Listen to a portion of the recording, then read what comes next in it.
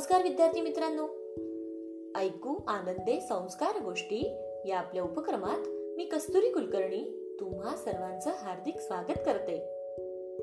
आपल्या या उपक्रमात आज आपण गोष्ट क्रमांक 86 ऐकणार आहोत.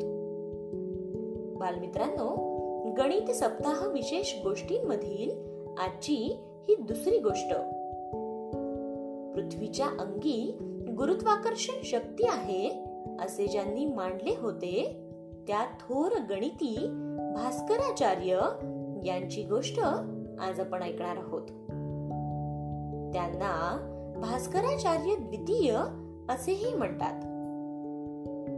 भास्कराचार्य यांचा जन्म महाराष्ट्रातील चाळीसगाव जवळ पाटण येथे इसवी सन 1114 मध्ये झाला. ते एक थोर गणिती व ज्योतिष शास्त्रज्ञ होते. ज्योतिष शास्त्राचे प्राथमिक शिक्षण त्यांनी त्यांचे वडील महेश्वर यांच्याकडे घेतले. भास्कराचार्य हे ब्रह्मगुप्त या थोर गणित तज्ञांच्या परंपरेतील होते आणि त्यांच्या प्रमाणेच भास्कराचार्य ही पुढे त्या काळी भारतातील गणितीय अभ्यासाचे प्रमुख केंद्र मानल्या जाणाऱ्या उज्जैन येथील खगोलीय वेधशाळेचे प्रमुख झाले. सिद्धांत शिरोमणी आणि करण कुतूहल हे दोन ग्रंथ त्यांचे खूप प्रसिद्ध ग्रंथ आहेत. सिद्धांत शिरोमणी या त्यांच्या ग्रंथाचे तर अनेक भाषेत भाषांतर झाले आणि 4000 हून अधिक टीका ग्रंथही त्यावर लिहिल्या गेले. त्यानंतर सुमारे 700 वर्षे भारतात सिद्धांत शिरोमणी हाच ग्रंथ ज्योतिष गणितावरील प्रमाणभूत ग्रंथ मानला गेला. विद्यार्थी मित्रांनो, त्यांच्या सिद्धांत शिरोमणी या ग्रंथाचे लीलावती, बीजगणित, ग्रहणविताध्याय आणि गोलाध्याय असे 4 भाग असून त्यापैकी लीलावती आणि बीजगणित हे भाग गणितासंबंधी आहेत. भारतीय गणितातील प्राथमिक क्रिया सर्वप्रथम भास्कराचार्य यांनीच स्पष्ट केल्या. यामध्ये बेरीज, वजाबाकी, गुणाकार, भागाकार, वर्ग आणि वर्गमूळ या 6 प्रकारच्या क्रियांचा समावेश होतो. बालमित्रांनो, भास्कराचार्यांना काव्य, गणित, व्याकरण आणि खगोलशास्त्र या विषयांचीही खूप आवड होती बरे. त्यामुळे गणेश दैवज्ञ यांनी त्यांना गणकचक्र चूडामणी ही उपाधी दिली होती. भास्कराचार्यांनी आपली मुलगी लीलावती आणि मुलगा लोकसमुद्र यांना गणितात आवड निर्माण करून पारंगतही केले होते.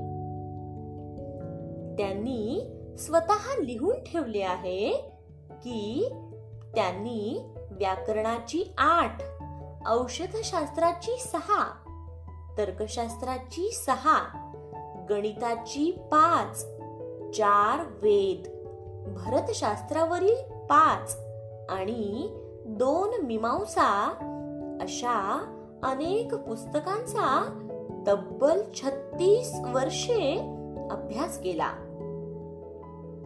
पाय म्हणजे वर्तुळाचा परीघ आणि त्याचा व्यास यांच्या गुणोत्तराचे मूल्य भास्कराचार्यांनी पुष्कळसे बरोबर काढले होते बरे.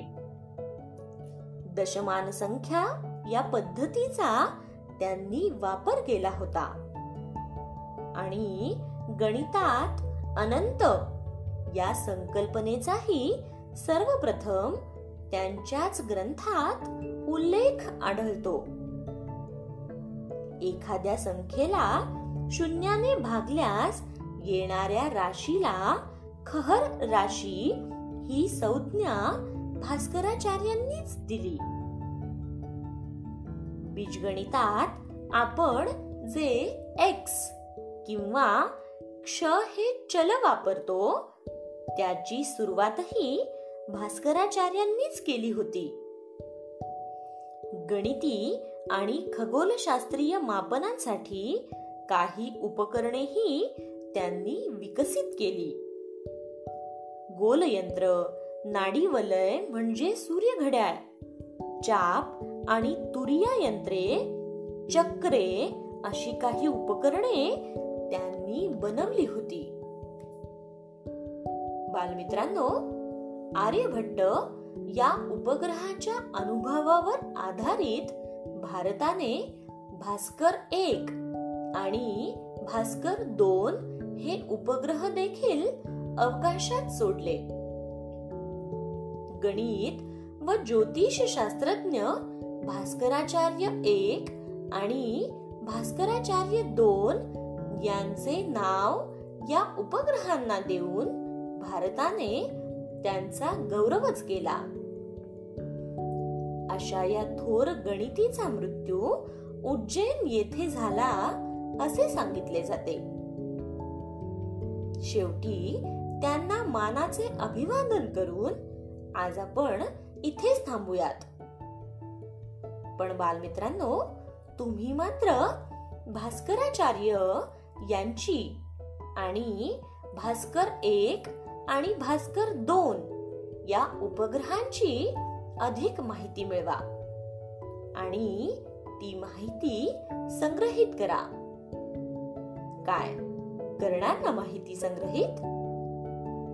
चला तर मग उद्या पुन्हा भेटूयात अशाच एका थोर गणित तज्ञाच्या माहिती सोबत, आपल्याच लाडक्या उपक्रमात ज्याचं नाव आहे ऐकू आनंदे संस्कार.